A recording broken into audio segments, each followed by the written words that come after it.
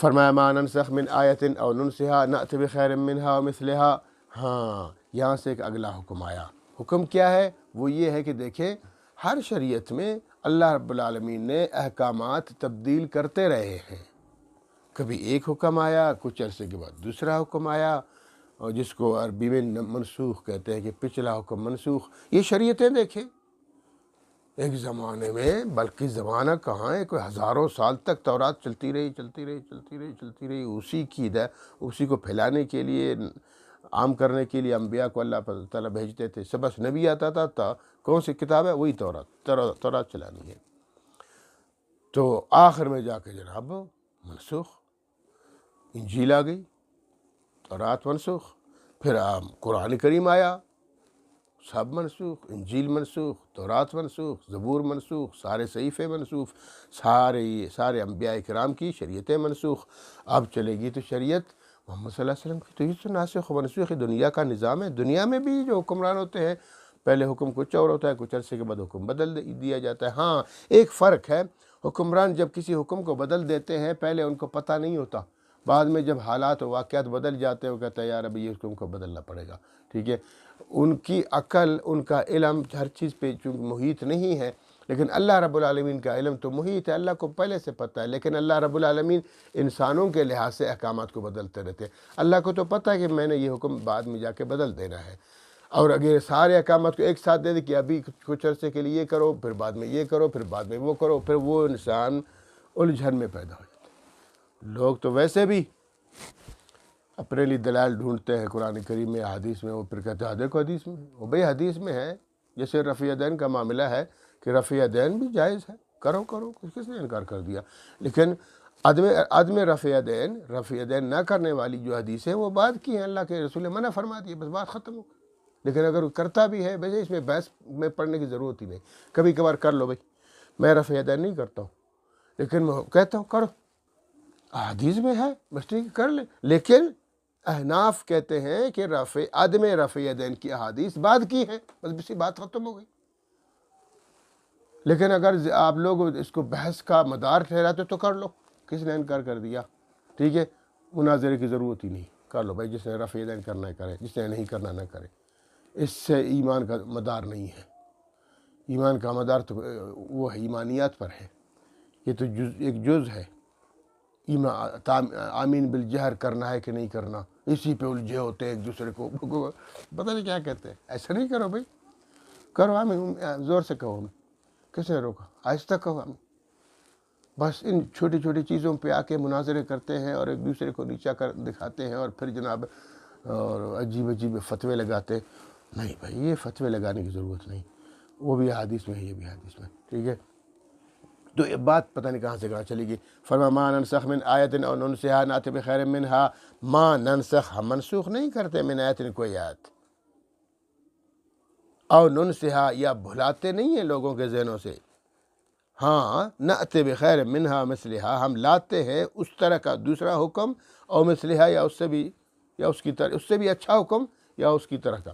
یعنی اللہ فرماتا ہے جب بھی ہم کسی حکم کو منسوخ کر دیتے ہیں تو اس کے بعد اس سے اچھا حکم لا کے رکھ دیتے ہیں، یعنی اس کا حکم فرما دیتے ہیں، یا اس طرح کا دوسرا، ٹھیک ہے۔ اب دیکھو مثلا رمضان شریف کا روزہ ہے، پہلے تو روزہ بڑا سخت ہوتا تھا، کوئی سحری شری نہیں ہوتی تھی، بس مغرب کے بعد جب تک تم بیٹھے ہو کھا سکتے ہو پی سکتے ہو، آنکھ لگ گئی اگلا روزہ شروع ہو گیا۔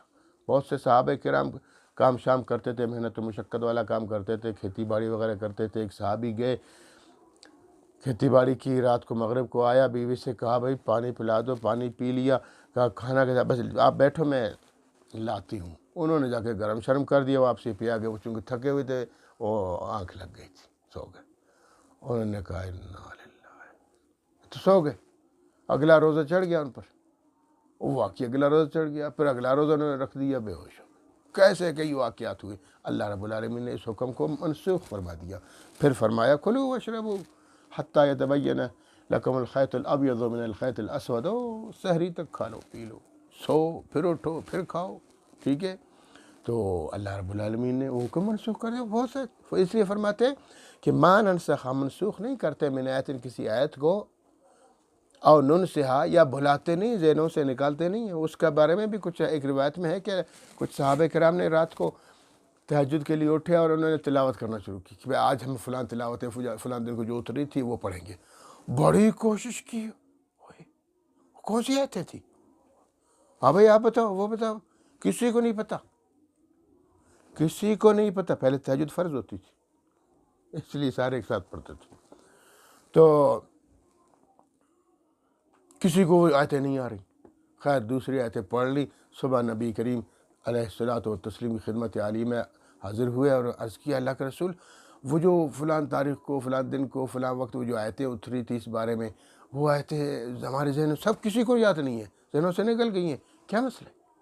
اللہ کے رسول مسکرا کے فرمایا وہ منسوخ ہو گئی، اس لیے اللہ نے میرے ذہن سے بھی نکال دیا، میرے ذہن میں بھی نہیں ہے وہ آیتیں، تمہارے ذہنوں سے بھی اللہ نے نکال دیا۔ یہ قرآن کہتا ہے نا کہ ہم کسی آیت کو جب منسوخ کرتے ہیں، حکم کرتے ہیں، مٹا دیتے ہیں، یا تمہارے ذہنوں سے اس کو نکال دیتے ہیں، اور ننسہا یا تمہیں بھلا دیتے ہیں، تو نأت بخیر منہا اس سے بہتر حکم لاتے ہیں، اور مثلہا یا اس جیسا لاتے ہیں، اس جیسا لاتے ہیں۔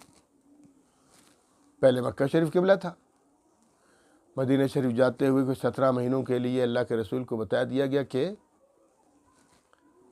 اب بیت المقدس کی طرف منہ کر کے نماز پڑھ لیا کرے۔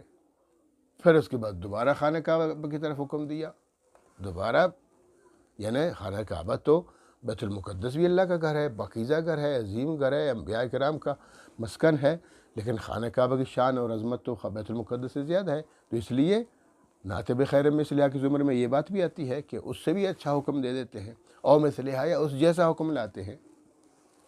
بہت سارے ایسے احکامات ہیں۔ عدت کا مسئلہ لے لیں، پہلے عدت 1 سال کی ہوتی تھی، وہ حکم منسوخ ہو گیا، پھر 4 مہینے 10 دن اللہ پاک نے رکھ دیا۔ بہت سارے احکامات ہیں جن کو اللہ پاک نے پہلے حکم دیا، پھر بعد میں منسوخ فرما دیا۔ علم تعلم ان اللہ علی کل شیء قدیر، علم تعلم کیا تم جانتے نہیں ہو کہ ان اللہ بے شک اللہ تعالیٰ علی کل شیء ہر چیز پر قدیر کے قدرت رکھنے والا ہے۔ تو یہ پتہ نہیں اللہ کی مرضی ہے، جو حکم پہلے نازل کیا اس کو بدل دیا یا اس کو ختم کر دیا، وہ اللہ کی منشاء اور مرضی ہے۔ ہاں یہودیوں تم اگر اعتراض کرتے ہو یہ کیسی شریعت ہے، پہلے حکم یہ تھا اب بدل گیا، اب یہ ہے، بھائی تمہاری تورات اور انجیل میں بھی تو بہت ساری منسوخیات ہیں، بہت سارے احکامات اللہ پاک نے منسوخ کر دیا، تو پھر اللہ پاک کی سنت ہے، اللہ اس طرح کرتے ہیں لوگوں کے حساب سے۔